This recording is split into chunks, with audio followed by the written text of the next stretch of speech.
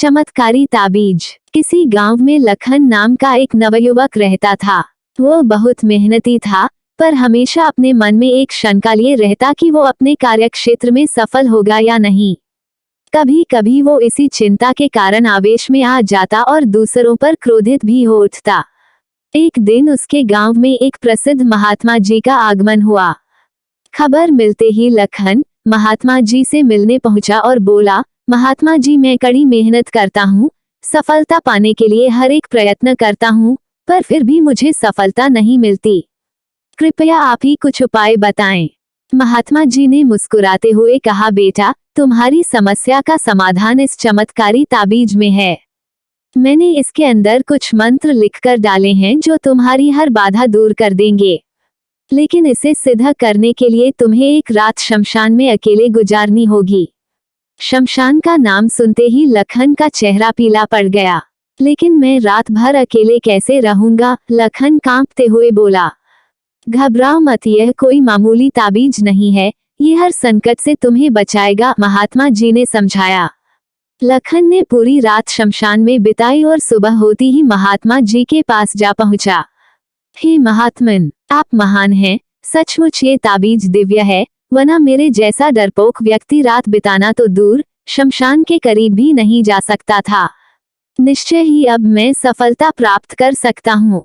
इस घटना के बाद लखन बिल्कुल बदल गया। अब वह जो भी करता उसे विश्वास होता कि ताबीज की शक्ति के कारण वह उसमें सफल होगा।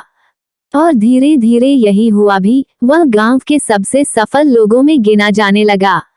इस वाकये के करीब 1 साल बाद फिर वही महात्मा गांव में पधारे। लखन तुरंत उनके दर्शन को गया और उनके दिए चमत्कारी ताबीज का गुणगान करने लगा। तब महात्मा जी बोले, बेटे, जरा अपनी ताबीज निकाल कर देना। उन्होंने ताबीज हाथ में लिया और उसे खोला।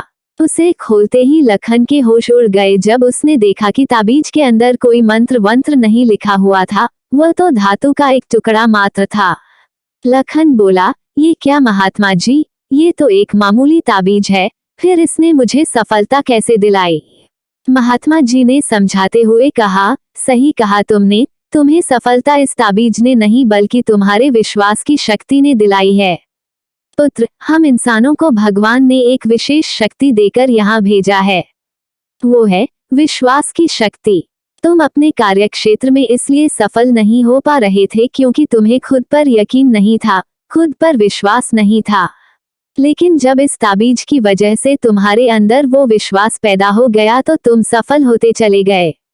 इसलिए जाओ, किसी ताबीज पर यकीन करने की बजाय अपने कर्म पर, अपनी सोच पर और अपने लिए निर्णय पर विश्वास करना सीखो। इस बात को समझो कि जो हो रहा है वो अच्छे के लिए हो रहा है और निश्चय ही तुम सफलता के शीर्ष पर पहुंच जाओगे। लखन महात्मा जी के बात को गंभीरता से सुन रहा था और उसे आज एक बहुत बड़ी सीख मिली थी कि यदि उसे किसी भी क्षेत्र में सफल होना है तो उसे अपने प्रयत्नों पर विश्वास करना होगा। यदि वह खुद पर विश्वास कर लेता है तो उसकी सफलता का प्रतिशत हमेशा बढ़ता चला जाएगा। मित्रों, सफलता का सीधा संबंध आपके अंदर के विश्वास से होता है।